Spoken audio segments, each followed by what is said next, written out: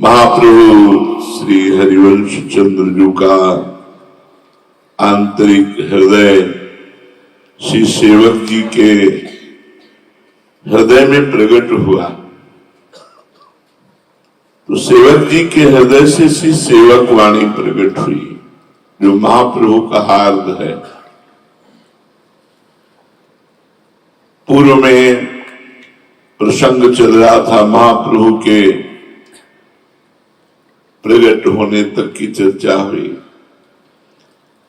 बहुत संक्षेप में वर्णन किया सेवक जी ने, क्योंकि यहाँ के महापुरुष प्रिया प्रीतम की नव रूप माधुरी, नव लीला, नवीन नवीन भाव भंगियां, इन्हीं में डूब जाते हैं। जहां हरिवंश शरण हुआ तो नव किशोर की रूप माधुरी में डूब गए। इसीलिए किसी भी महापुरुष ने प्रारंभ से अंतर ध्यान तक विस्तृत चरित्र की रचना नहीं की, क्योंकि महाप्रभु का प्रभाव ही यह है, जे ही जुड़ा ते ही नवल किशोर में वो उन्मत्त हो गया। सेवक जी वर्णन कर रहे हैं। पीछे आपने सुना कि प्रकट होते ऐसी महिमा प्रकट हुई कि सूखे वृक्षों में भी नवीन पल्लव जागृत हो गए, सूखे सरोवरों में निर्मल मृदु जल आ गया। अर्थात जो शुष्क हृदय के जन थे उनके हृदय में भी प्रेम अंकुरित हो गया। जो एकदम शुष्क हृदय थे, नास्तिक थे, उनके हृदय में भी भगवत आस्तिकता रूपी मृदुजल प्रकट हो गया। अब प्रभु के बाल विनोद का वर्णन करते हैं। बाल विनोद न बरनत बनहि, अपनो सो उपदेशत मनहि। बाल विनोद बरनत बनहि,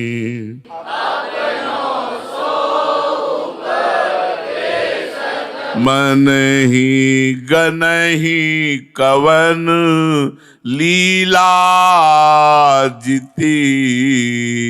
गनहि कवन लीला जिति, गनहि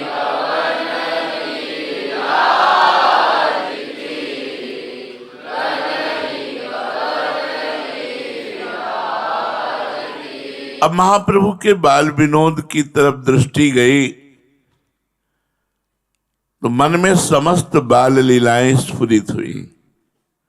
पर इतनी रसमयी लीला है कि सेवक जी उसी में समाधिस्थ हो गए और कह रहे हैं कि अपनो सोपदेशत मनहि।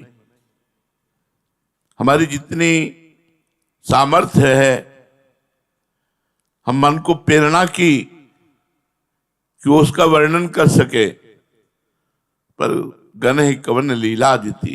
इतनी अपार लीलाएं हैं कि उनकी गणना नहीं कर सकते। बस मन की मन में ही रह गई। महाप्रभु के बाल स्वरूप की जो अद्भुत रसमयी लीलाएं हैं वो मेरे मन में ही दबी रह गई।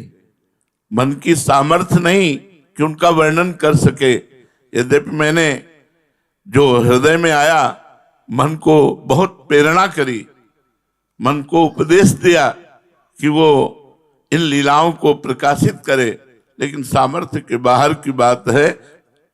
कह रहे हैं गनहि कवन लीला जिति। कौन गिने, इतनी अपार बाल लीलाएं हैं। हम इतना जरूर कहते हैं, सब हरि सम गुण रूप अपार, महापुरुष प्रगटे संसार। सब हरि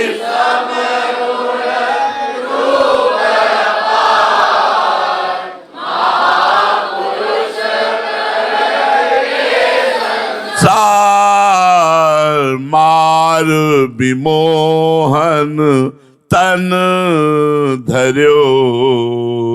मार विमोहन तन धर्यो। मार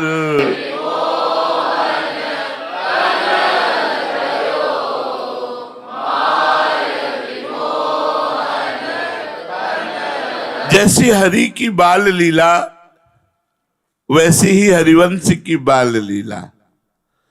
हरि के समान ही गुण, हरि के समान ही लीलाएं, हरि के समान ही रूप। हरि के समान रूप, हरि का तो रूप श्याम रंग है, ये तो गौरवर्ण के हैं। हरि का रूप ऐसा है कि जो देखे वो लुभायमान हो जाए, तो हरिवंश का रूप ऐसा है जो देखे वो लुभायमान हो जाए। इस रूप से तुलना की। वस्तुतः हरिवंश कनक वर्ण गोरे हैं और हरि श्याम वर्ण सलोने हैं। तो हरि सम गुण रूप अपार, अपार गुण, अपार रूप, अपार बाल विनोद जो वर्णन करने में नहीं आता। हम इतना आपसे जरूर कहते कि महापुरुष प्रगटे संसार। ये महापुरुष कौन है? स्वयं श्री भगवान है। ध्येयम सदा परिभवग्नम अभीष्ट दोहम तीर्थास्पदम शिविरंचिनुतम शरण्यम वृत्यार्तिहम प्रणत पाल भवाब्धिपूतम वंदे महापुरुष ते चरणारविंदम। महापुरुष किसको कहा गया? भगवान श्री कृष्ण को कहा गया। स्वयं भगवान श्री कृष्ण ही प्रकट है, स्वयं हरि ही हरिवंश के रूप में प्रकट है। और ऐसा रूप है मार विमोहन तन धर्यो, स्वयं कामदेव देख करके विमोहित हो जाए। त्रिभुवन में कोई ऐसा नहीं जिसको काम ने मोहित ना किया हो, लेकिन हरिवंश चंद्रजू का जो रूप है वो ऐसा है मार विमोहन तन धर्यो, काम को भी मोहित कर ले, ऐसा हरिवंश चंद्रजू का रूप है। छिन्न नत्र पित शुभ दर्शन आस, दुलरावत बोलत मृदुहास।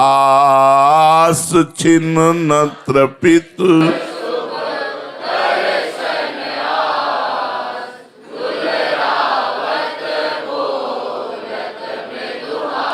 व्यास मिश्र को लाड़ी लो, व्यास मिश्र को लाड़ी लो, व्यास मिश्र को लाड़ी लो, व्यास मिश्र को लाड़ी लो। छिन्न त्रपित शुभ दर्शन आस। संपूर्ण ब्रजवासी जन, संपूर्ण देवन के लोग भी आ गए हैं। महाप्रभु के प्रादुर्भाव के समय देवन के भी लोग पधारे। सब दर्शन करते हैं, लेकिन किसी को तृप्ति नहीं। हटो हटो हटाया जाता है, दूसरों को दर्शन करने दो, लेकिन किसी को तृप्ति नहीं हो रही। सब बार बार महाप्रभु की रूप माधुरी का, वो बाल स्वरूप का दर्शन कर रहे हैं, तृप्ति नहीं हो रही। फिर भी लोग प्रेम विवश होकर के औरों को दर्शन मिले इसलिए उनको हटाते हैं, तो उनके अंदर आशा है कि फिर दर्शन करूं।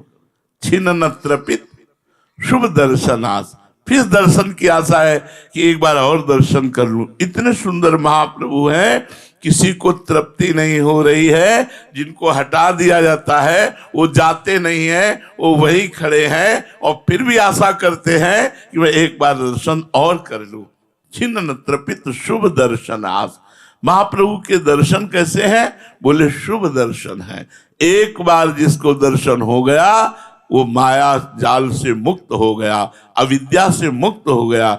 एक बार महाप्रभु की दृष्टि पड़ गई तो फिर कभी वो भवजाल में जन्म मरण के चक्र में नहीं पड़ सकता। ये शुभ दर्शन है महाप्रभु के। जैसे शरणागतों के संत जनों के दर्शन के लिए लिखा है संत संग अपवर्ग कर। अगर संतों का संग हो गया तो मोक्ष की प्राप्ति। तो वो तो स्वयं महाप्रभु हैं, स्वयं हरि हैं, स्वयं हरिवंश हैं। शुभ दर्शन आस, बार बार सबके हृदय में दर्शन की आशा है, और एक बार जो दर्शन कर लेता है उसका भवजाल नष्ट हो जाता है, भवबंधन नष्ट हो जाता है। दुलरावत बोलत मृदुहास। कोई कोई सौभाग्यशाली ब्रजगोपी और देवन की माताएं, देवन के जन नजदीक जाते हैं और दुलराते हैं। तो महाप्रभु का दुलार का हितधाम में हमारे हृदय में भाव स्वयं प्रकट हुआ था कि जैसे हमारी श्री किशोरी जी ने तब तक आंख नहीं खोली जब तक उनके कान में प्रभु का नाम नहीं सुनाया गया, कृष्ण मनोहारिणी। श्री स्वामिनी जी ने आंख नहीं खोली जब तक श्री कृष्ण नाम नहीं सुनाया गया। ऐसे हरिवंश चंद्रजू राधा नाम ही बोलकर प्रकट हुए थे, तो शांत और गंभीर। लेकिन जब कोई दुलार करके बोलता राधा, दुलरावत बोलत, दुलार करके बोलते राधा, तो मृदुहास, फिर किलकारियां मार देते बाल स्वरूप हरिवंश, मुस्कुरा देते, हंस देते।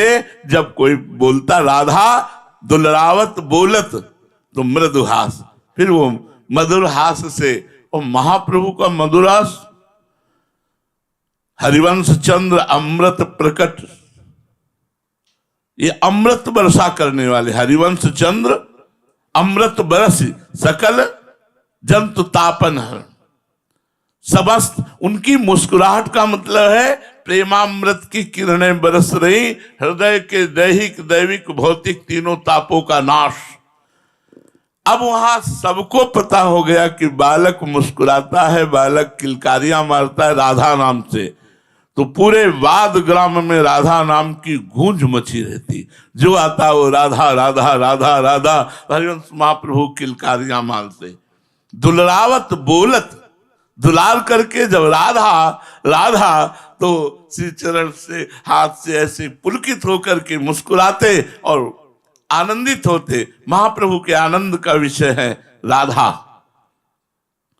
बोलत मृदुहास, व्यास मिश्र को लाडिलो, व्यास मिश्र जी के प्राण प्यारे लाडिले हरिवंश चंद्र जू का ऐसा दुलार देवन और समस्त ब्रजवासी जन कर रहे हैं। मुदित सकल नहीं छाड़त पास, जस बरनो हरिवंश विलास। मुदित सकल नहीं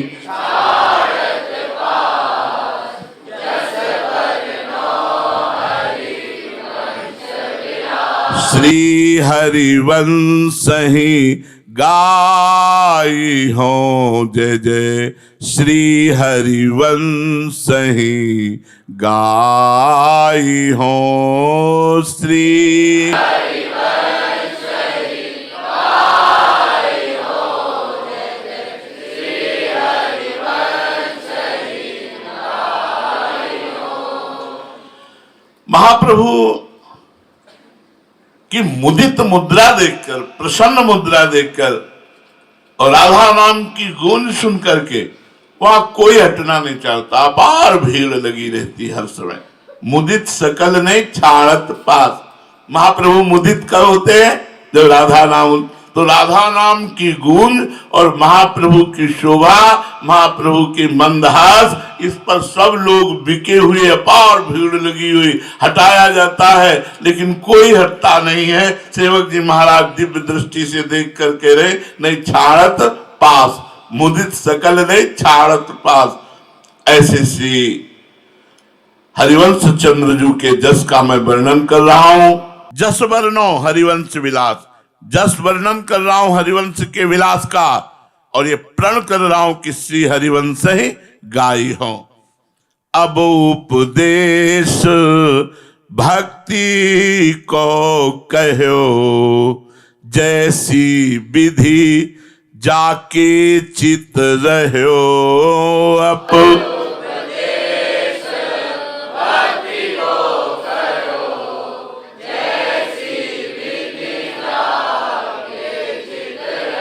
लहो जो मन वांछित सफल, लहो जो मन वांछित सफल, लहो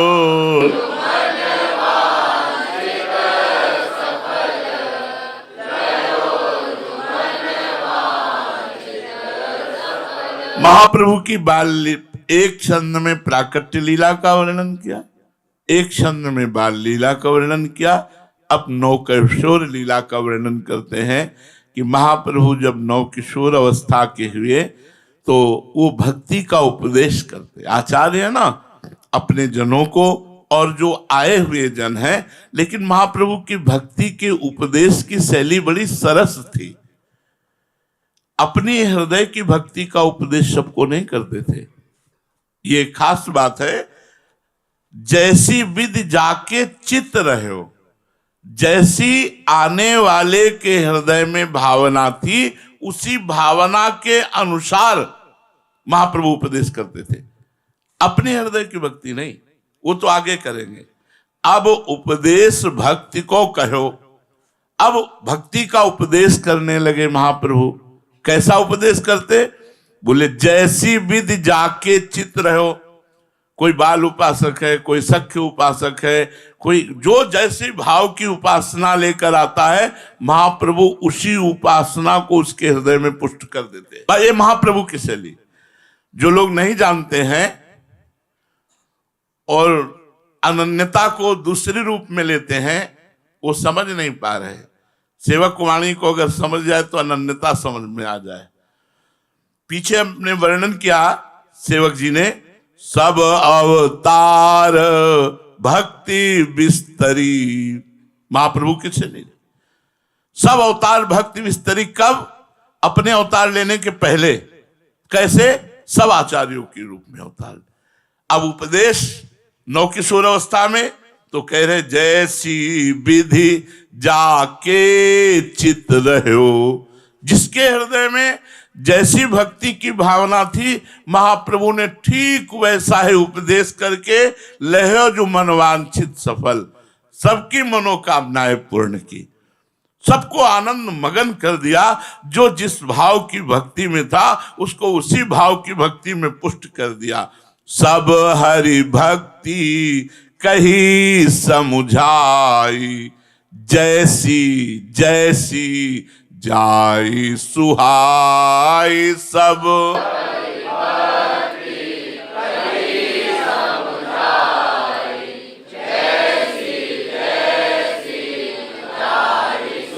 इसीलिए सब लोग आसक्त थे महाप्रभु पर। कोई संप्रदायवाद नहीं। महाप्रभु सब हरि भक्ति कही समुझाए। सब हरि भक्ति शब्द लिखा है। सब हरि भक्ति, जो भक्ति के शांत, दास्य, वात्सल्य और सख्य और कांता भाव, जो जिस भाव वाला था, सबकी भक्ति का महाप्रभु ने नवकिशोर अवस्था में उपदेश किया। जैसी जैसी जाय सुहाई। हमें तो ये अच्छा लगता है, तो महाप्रभु सर्वज्ञ वही उपदेश करते हैं जिससे उसकी उसी की भावना को पुष्ट करके उसी के भाव में इष्ट का जो संबंध है वो और पुष्ट हो जाए। अरे फिर क्या कहना, सब नाच पड़ते महाप्रभु के उपदेश से कि जैसा हम चाहते थे वैसा ही हमें उपदेश मिला। तो आय सकल चरणन भजे। सब महाप्रभु को गुरु रूप से स्वीकार किए, चाहे वो जिस भाव वाला हो। सब महाप्रभु के चरणों की वंदना करके सब महाप्रभु के अधीन हो गए, क्योंकि जैसी चित्त में जिसके जैसी जैसी भक्ति सुहा रही थी, भाव में ही थी, वैसे ही हरिवंश महाप्रभु ने पुष्ट किया। साधन सकल कहे अविरुद्ध, वेद पुराण सुआगम शुद्ध।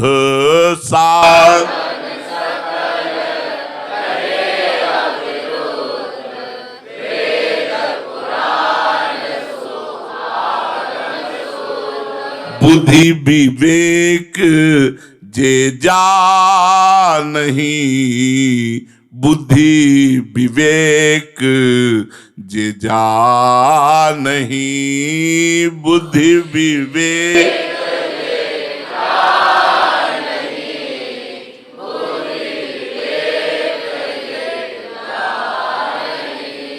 साधन सकल कहे अविरुद्ध। ऐसा नहीं कि मनमानी महाप्रभु ने वर्णन किया हो। अविरुद्ध माने विरोध रहित। जो शास्त्र और पुराण और वेद कहते हैं उसी के अनुसार शास्त्र प्रमाणित भक्ति का उपदेश किया, अविरुद्ध। ऐसा नहीं कि जैसी जैसी जाय सुहाय में मनगढ़ंत उपदेश कर दिया। सेवक जी कह रहे ऐसा नहीं है। साधन सकल कहे अविरुद्ध, जितनी भी साधन भक्ति का वर्णन किया, जितनी भी साधनाओं का वर्णन किया, वो वेद प्रतिपादित शास्त्र प्रमाणित वर्णन किया। वेद पुराण सु आगम शुद्ध, जो आगमों में, पुराणों में, वेदों में वर्णित साधन है, उसी को महाप्रभु ने सबको उपदेश किया। शास्त्र के अविरुद्ध उपदेश किया, कहीं एक भी शब्द मनमानी उपदेश नहीं किया। इसलिए सब लोग निहाल हो गए। बुद्धि विवेक जे जानहि, जो विवेक के द्वारा जाना जाता है, जो बुद्धि के द्वारा जाना जाता है शास्त्र का परम तत्व, महाप्रभु ने सबको उसका उपदेश किया, जिसमें सबकी बुद्धि का प्रवेश हुआ, सबके अंदर विवेक का जागृत हुआ। तस्मात् शास्त्रम प्रमाणम ते कार्याकार्यो व्यवस्थितो, समुझ्यो शबन सुभक्ति उजास, जस बरनो हरिवंश विलास। समझो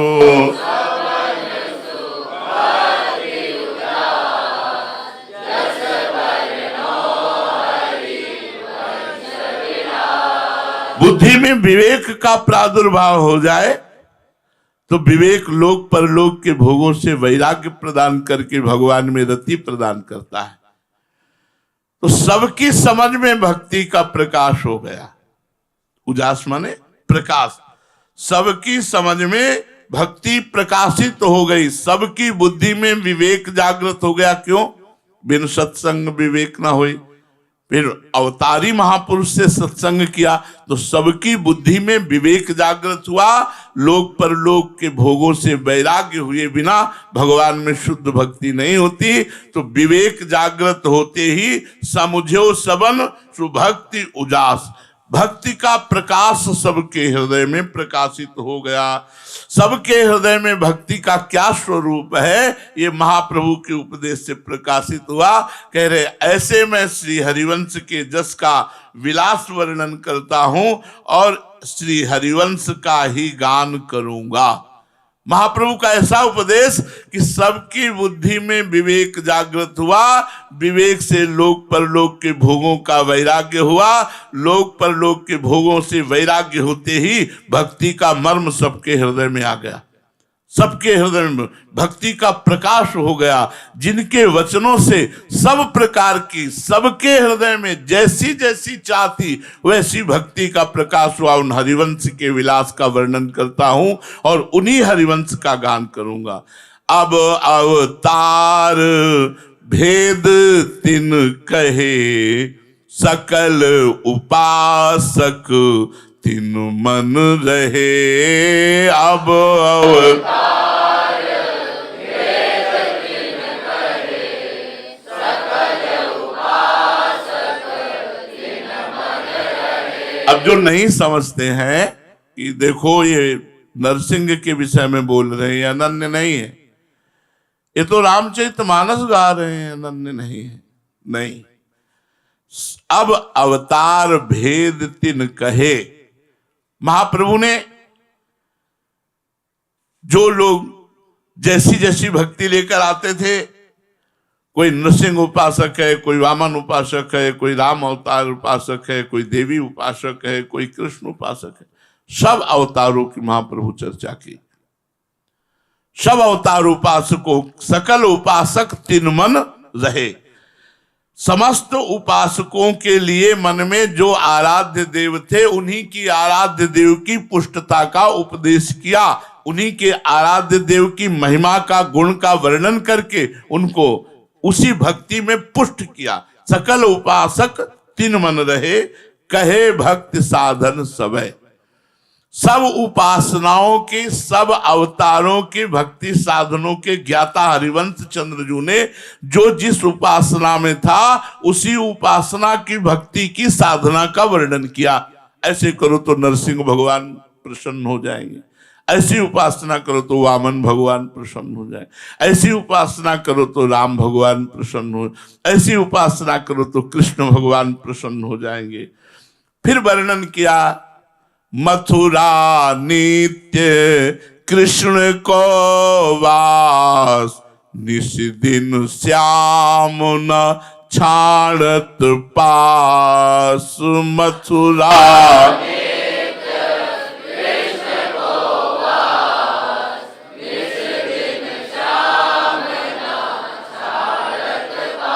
तासु सकल लीला कही, तासु सकल लीला कही, तासु सकल लीला कही, तासु सकल लीला। फिर महाप्रभु ने वर्णन किया मधुपुरी का, बहुत परम पवित्र स्थान, भगवान का जन्म स्थान तो है ही, वैसे भी शास्त्रों में वर्णन आया है कि भगवान श्री हरि श्याम सुंदर निरंतर मथुरा में वास करते हैं।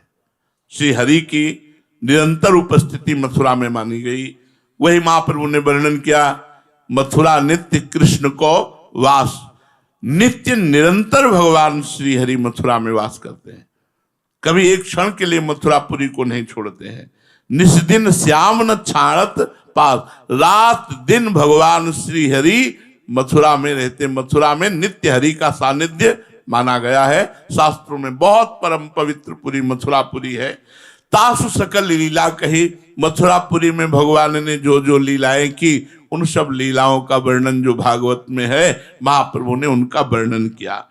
कही सबन की एक रीति, श्रवण कथन सुमिरन परतीति।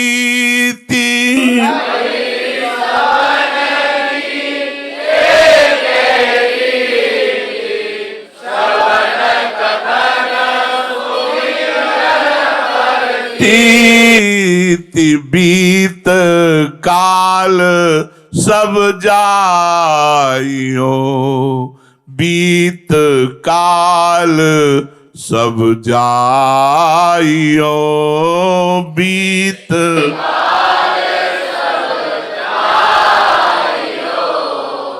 बीत काल सब जाइयो। अब सब भक्तों से महाप्रभु ने उपदेश किया कि सब प्रकार के अवतार की और सब भावों की सिद्धि इन 4 शब्दों से है। अगर ये 4 शब्द हैं तो संपूर्ण अवतार की, कोई भी किसी भी अवतार की उपासना करता हो, कोई किसी भाव की उपासना करता हो, वो सिद्ध पुरुष हो जाएगा। ये 4 शब्द जीवन में होने चाहिए, श्रवण, कथन, सुमिरन, परतीति। अपने इष्ट पर विश्वास, परतीत माने विश्वास, बट विश्वास अचल निज धर्मा। विश्वास को बरगद की पेड़ की उपमा दी गई। बरगद का पेड़ जानते हो, अगर एक डाल सड़ने वाली है तो दूसरी जड़ पकड़ लेती है, वो कभी नष्ट नहीं हो सकती। अगर एक बात में कोई संशय हो, तुरंत दूसरी बात पकड़कर हमें इष्ट पर विश्वास कर लेना है। मम विश्वास, दृढ़ विश्वास, भरोसा, दृढ़ विश्वास, भरोसा। अगर अपने इष्ट पर विश्वास नहीं है तो फिर शरणागति नहीं। पहली बात इष्ट पर विश्वास, और ये होता कब है, इसके पहले वर्णन किया, श्रवण। खूब भगवत चर्चा सुनो, खूब चर्चा है। अब देखो मतलब चर्चा की बाढ़ है, खूब खाओ पियो और बैठे रहो, सुनते रहो। श्रवण, इससे श्रवण दोष नष्ट हो जाता है। हमारे श्रवणों में प्रपंच सुनते सुनते श्रवणेंद्रिय हमारी दूषित हो गई है। जिनके श्रवण समुद्र समाना, कथा तुम्हारी सुभग सर नाना। भर ही निरंतर हो ही न पूरे। गोस्वामी तुलसीदास जी कहते जिनके कान समुद्र के समान है। समुद्र में जैसे बड़े बड़े सरोवर, झील, नदियां, सबका पानी निकल कर समुद्र में जाता है, लेकिन वो कभी पूर्ण नहीं होता। समुद्र कभी तृप्त नहीं होता, चाहे जितना चला गया, या बस बंद करो या समुद्र पूर्ण हो गया। ऐसे ही जिन भक्तों के कान है समुद्र के समान, जिनके श्रवण समुद्र समाना, और कथा तुम्हारी सुभग सरि नाना। बड़ी सुंदर सुंदर सरिताएं जैसे हिमालय से निकली, ऐसे सदग्रंथ रूपी हिमालय से निकली हुई सुंदर सुंदर जो लीला रूपी कथाएं हैं, विविध भावों वाली, वो सब जाकर कानों में, कान रूपी समुद्र में गिरे, पर कभी तृप्ति नहीं होनी चाहिए। अरे ये कथा तो हम सुन चुके, तो रस विशेष जाना तीन, और भाव से सुने। 100 बार सुना, फिर 1000 बार सुनने की इच्छा है, बार बार सुनने की इच्छा है। जिसने ये कह दिया कि मैंने ये तो कथा सुन ली थी ना, तो वो समझो रस विशेष जाना तीन ना है, वो भक्त नहीं है। भक्त तो रस लंपट है, वो कथा रस लंपट है। नई नई लोलुपता उसकी कथा सुनने की है। आज ये बोल रहे हैं, आज ये महापुरुष बोल रहे हैं, आज ये महापुरुष बोल रहे हैं, और नवम नवम उसे भगवान का चरित्र लगता है, तो श्रवण कभी नहीं, हमारे अब सुनने की इच्छा नहीं, ऐसा नहीं। हाँ, एक स्थिति आती है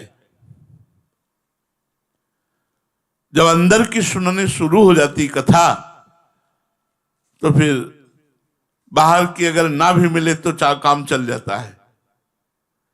अब अंदर की कथा चल रही है तो फिर बाहर की, अगर बाहर कथा शुरू हो सुने तो दशा बदल जाएगी। आप ऐसे श्रोताओं को जो अंदर की कथा सुनते हैं, वो दशा बदल जाएगी। 5 मिनट में आप उनकी दशा देख लेंगे क्या हो जाए। क्यों? क्योंकि वो डूबे रहते हैं। नहीं तो जब तक अंदर की कथा चालू ना हो, तब तक बाहर की कथा को भरते रहो कानों में। श्रवणों को परम पवित्र करने के लिए भगवत सुजस सुनने का नशा बना लेना चाहिए, भगवत कथा सुनने का नशा बना लेना चाहिए। महाप्रभु ने 4 शब्द कहे, बहुत जोर की बात कही, कही सबन की एक रीति। ये 4 बातें सबके लिए अत्यंत आवश्यक है, चाहे जिस संप्रदाय का हो, चाहे जिस भाव का हो, चाहे जिस उपासना का हो। पहला, इष्ट पर विश्वास।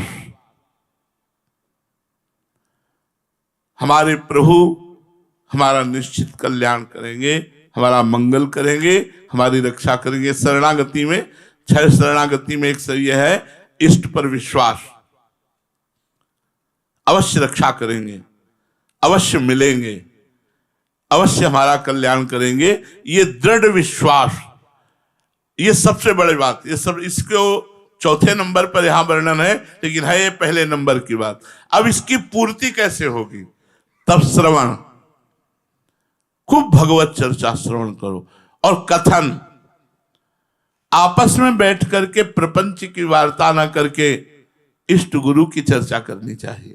तो श्रवण और कथन, उपासक को कथा कहने का नशा होना चाहिए। कोई पास बैठ गया, कुछ शुरू कर दी, कोई भगवत चर्चा, कोई प्रेम चर्चा। अगर आप उसमें हो तो चर्चा शुरू करोगे, और नहीं जाओ वही शुरू करोगे। प्रपंच में हो तो प्रपंच की चर्चा शुरू करोगे, राग द्वेष की। ये तो बिल्कुल नियम ले लेना चाहिए। किसी व्यक्ति के विषय में जब कोई बोल रहा हो तो कान में अंगुली डाल लेनी चाहिए, नहीं सुनना चाहिए। व्यक्ति की चर्चा में या तो प्रशंसा होगी या निंदा होगी। प्रशंसा होगी तो हमारा भाव बिगड़ जाएगा, और निंदा होगी तो हमारा भाव बिगड़ जाएगा। सुनो तात माया कृत गुण और दोष अनेक, गुण या उभय न देखी, देखी सो अविवेक। सबसे बड़ा गुण यह है कि हमें न किसी के गुण सुनने हैं और न किसी के दोष देखने हैं, हमें परमात्मा बुद्धि रखनी है। तो कथन करने का नशा उसी को होता है जिसके अंदर चलता है। और जब अंदर प्रपंच चलता है तो बाहरी कथा बनावटी लगती है, उसकी जुबान से अच्छा नहीं लगता है। और जब अंदर चलता है और फिर जो बोलता है, फिर क्या कहना, फिर तो रस वर्षा हो जाती है। तो बोधयंता परस्परम, भगवान श्री कृष्णचंद्र जी ने गीता जी में कहा, मच्चित्ता मदगत प्राणा बोधयंता परस्परम कथयंत च माम नित्यम तुष्यंत च रमंत च। जब चार लोग बैठो तो भगवत चर्चा करो, श्रवण कथन। और जो श्रवण कथन हुआ, श्रवण में गुरु मंत्र भी है, श्रवण में गुरु मंत्र भी है। गुरु मंत्र भी तो श्रवण किया, सबसे बड़ा श्रवण तो गुरु मंत्र ही है। मुख से निकला हुआ गुरु के जो नाम है, मंत्र है, वो भी श्रवण में है। तो उसका श्रवण किया, भगवत लीला कथा श्रवण किया, भगवत लीला गुणगान किया और उसी का सुमिरन किया, तब जाके प्रतीति विश्वास हो जाएगा। दूसरा अर्थ, विश्वास के साथ ये बात समझ लो कि जो तुम श्रवण कथन कर रहे हो, सुमिरन कर रहे हो, इससे निश्चित भगवत प्राप्ति होगी। विश्वास कर लो, केवल श्रवण कथन सुमिरन से भगवत प्राप्ति हो जाएगी। प्रतीति, विश्वास कर लो। पहला अर्थ जो अभी आपने सुना। दूसरा अर्थ है विश्वास के साथ श्रवण करो, विश्वास के साथ कथन करो कि मेरे सुनने मात्र से भगवत प्राप्ति हो जाएगी। ये जो आप सुन रहे हो ना, सुनने मात्र से भगवत प्राप्ति हो जाएगी। ऐसा कितनों को हुआ, रत्नावती जी को हुआ। ब्राह्मण पत्नियां मथुरा की केवल सुनने मात्र से भगवत प्राप्ति हो गई, श्रवण मात्र से। देखो पृथु जी महाराज तो इतने श्रवण लोलुप हैं कि भगवान ने कहा वरदान मांगो, तो महाराज पृथु ने वरदान मांगा कि 1000 कान हमारे हो जाए। तो भगवान ने कहा 1000 कान किस बात के? बोले 2 कानों से आपकी मधुर चर्चा सुनते हुए तृप्ति नहीं होती, इसलिए 1000 कानों से मैं आपकी चर्चा सुनना चाहता हूं। ये भगवान के प्रेमी जनों की श्रवण लोलुपता देखो। वो कह रहे सहस्त्र कान हमारे हो जाए, जिससे मैं आपकी निरंतर चर्चा सुनता रहूं 1000 कानों से।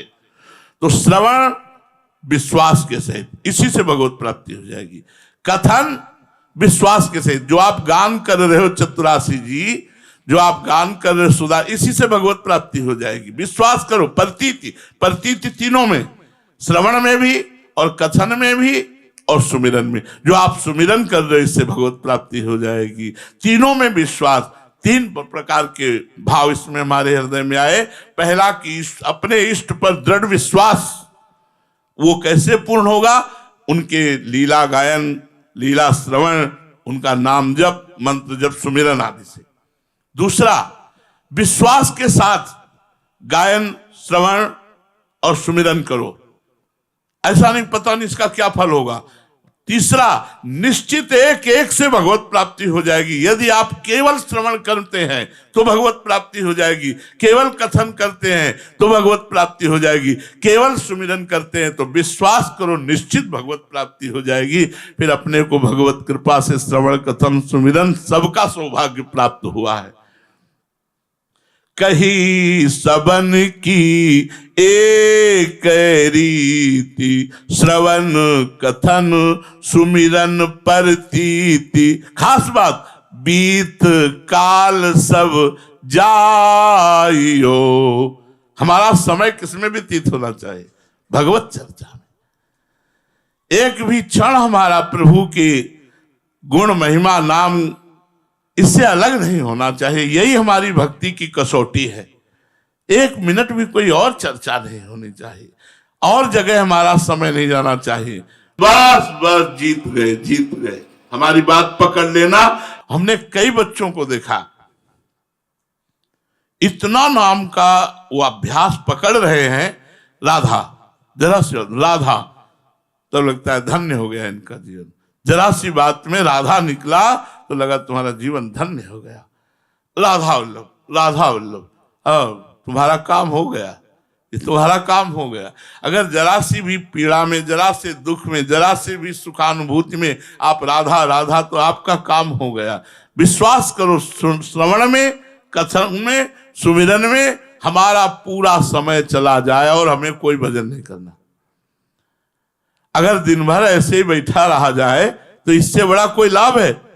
88,000 ऋषियों के मुखिया श्री शौनक जी महाराज सूत जी महाराज से कहते हैं कि यज्ञ करते करते हमारी जटाएं धूमिल हो गई, लेकिन हमको ऐसा आनंद नहीं मिला जैसा आपके श्रीमुख से भगवत चर्चा सुनने में मिल रहा है। उन कर्मों का फल तो परिणाम बाद में मिलेगा, लेकिन कथा का परिणाम तो तत्काल मिलता। काक होए पिक बकौ मराला, कौआ कोयल बन जाएगा और बगुला हंस बन जाएगा। काक होए पिक बकौ मराला, इस कथा रूपी रस का ऐसा प्रभाव कि कौआ कोयल हो जाएगा और बगुला हंस हो जाएगा। मतलब समझ रहे हो, दुष्ट से दुष्ट भी साधु बन जाएगा यदि वो सत्संग सुनेगा, भगवत चर्चा सुनेगा। श्रवण कथन सुमिरन में हमारा पूरा समय व्यतीत जाए।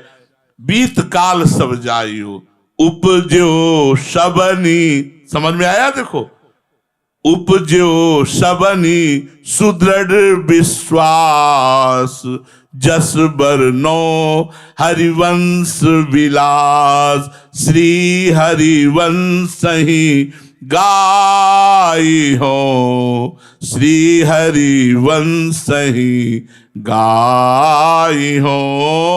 उपजो